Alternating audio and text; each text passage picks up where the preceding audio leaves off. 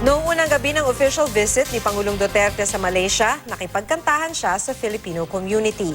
Sa kanya namang huling gabi sa Kuala Lumpur, game namang nakipagduet ang Pangulo kay Malaysian Prime Minister Najib Razak.